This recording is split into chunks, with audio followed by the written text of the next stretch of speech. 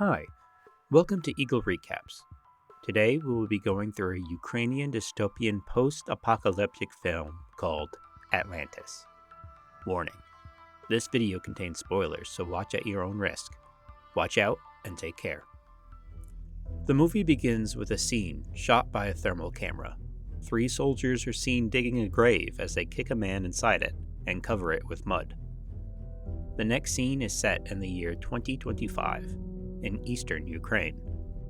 In the beginning, we see 2 men arriving in a jeep with guns and targets for practice.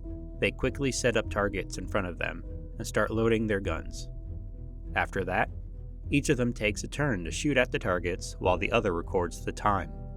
Throughout the practice, they change their strategy and record the time. Both of them appear to be really good at shooting. However, the 2 of them start arguing towards the end of their session, and one of them shoots the other in the vest. In the next scene, we see both men in an abandoned garage where they settle themselves. It is revealed that the 2 men, Sergei and Ivan, are war veterans, and they are trying to navigate life in eastern Ukraine. Soon, Ivan starts talking about his past experiences with the war, while Sergei cleans his gun. Ivan reveals that he cannot even remember the last time he slept properly, and feels like he's losing his sanity.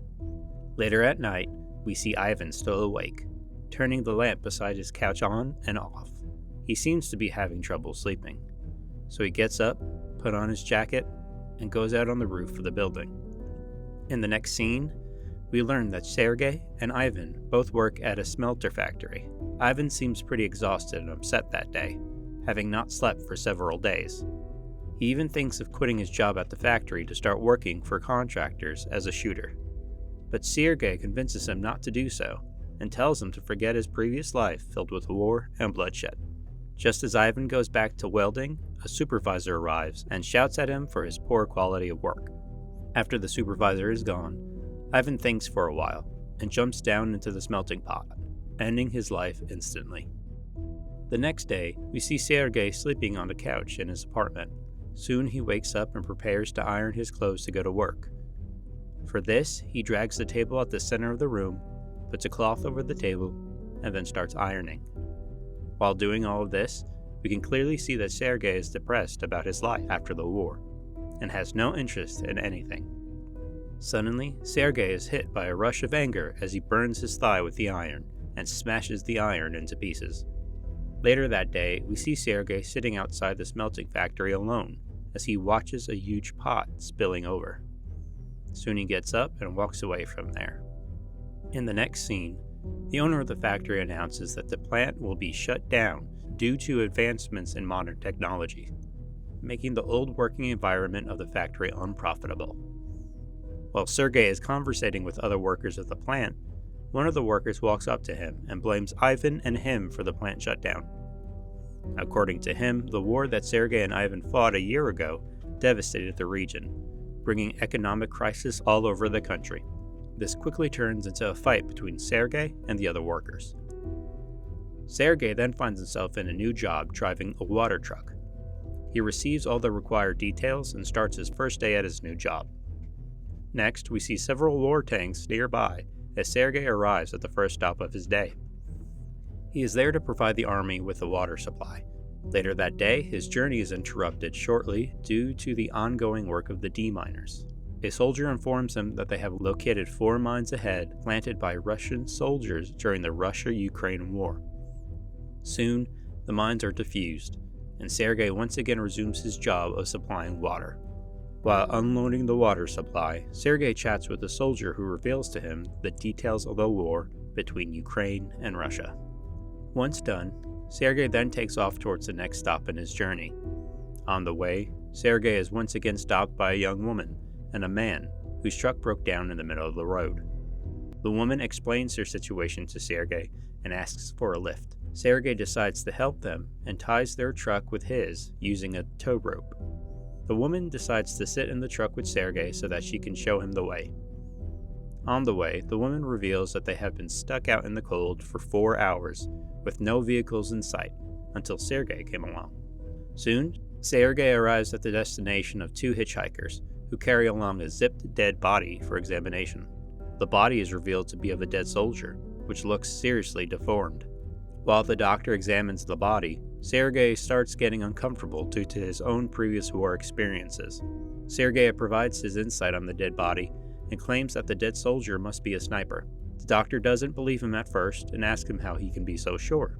Sergei then explains that the snipers who are captured by the enemies are stuffed with bullets in their mouths and buried.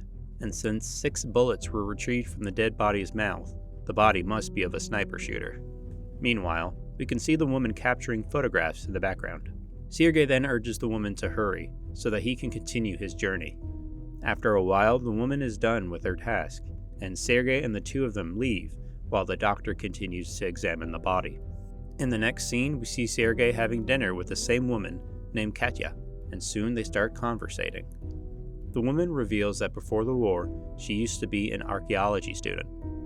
The woman also reveals that she now works as a humanitarian activist for the Black Tulip Mission, which is a volunteer organization that exhumes and identifies the war dead.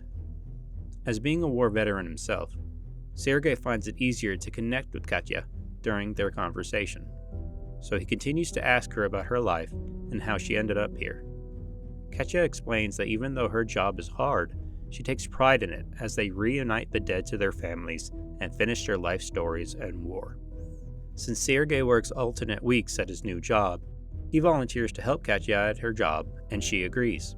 Later that night, Sergei is seen sitting quietly beside firewood and making a Bridget doll out of straws, while pondering about his life. Next, we see Sergei arriving outside a ruined building. He goes inside the building and starts climbing the stairs with a straight face as usual. Arriving at the top floor, he goes inside and realizes that the building was destroyed in the events of the war. He freezes for a moment to sit down and relives his own past filled with war and bloodshed. Later, he drives off from there in his car. Soon, on the way, he stumbles upon a car blown up by a mine. Sergei quickly gets out of his car with a fire extinguisher and goes to check. He finds a woman laying unconscious near the car. He then checks the car and finds another man dead inside it. Sergei quickly carries the unconscious woman and puts her in the back seat of his car. He then drives off from there and rushes towards a hospital. In the next scene, we see Katya, Sergei, and other members of the Black Tulip Mission identifying the dead people at a war scene. While the paramedic is describing the dead body, Katya continues to take photographs of the body. After going through a series of bodies, Sergei starts getting stressed out and takes a break. Meanwhile, Katya consoles him by saying they have all been through the same thing. Meanwhile, Sergei also continues his previous job as a water truck driver. One day, he loads water in a huge container and proceeds to light a fire under the container. Sergei then climbs inside the container and takes a long, warm bath to relax. Later that night, Sergei arrives at the same place that is shown at the beginning of the movie, where he and Ivan used to target practice. Sadly, this time he is alone, and his facial expressions describe the emotional trauma that he is going through. Soon, Sergei loads his gun and begins shooting at the targets one by one. His aim is as good as ever, and he doesn't miss a single shot. And after shooting for a while, he just drives away from there.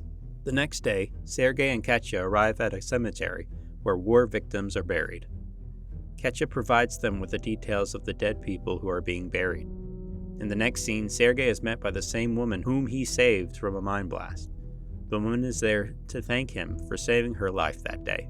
Soon, the woman reveals that she works for an environmental NGO, and due to war, the territory has become completely unsuitable for living. The aftermath of the war has polluted all the water supplies of the city, which has made life difficult for everyone. The woman quickly senses Sergei's need to escape his depressing life, and offers him a position in the organization where she works. She even suggests he go abroad to start a new life in another European country.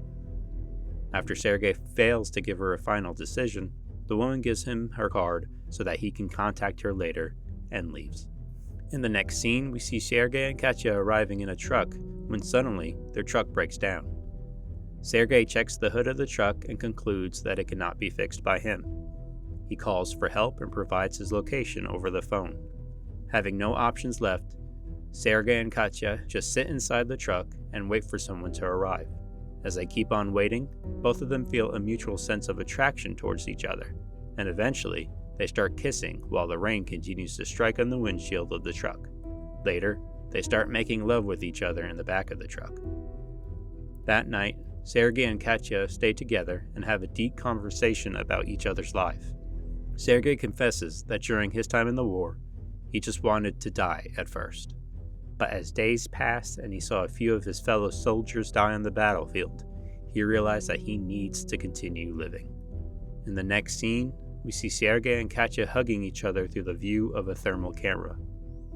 Sergei finally accepts the fact that he cannot just forget his past and live an ordinary life like other people. He needs to accept his reality and continue living. In the last scene of the movie, Sergei and Katya stand on the roof of the building and watch over the plant where Sergei used to work. Subscribe to our channel for more videos like this. Be sure to hit the like button, leave a comment, and turn on notifications, as it helps the channel. Take care and goodbye.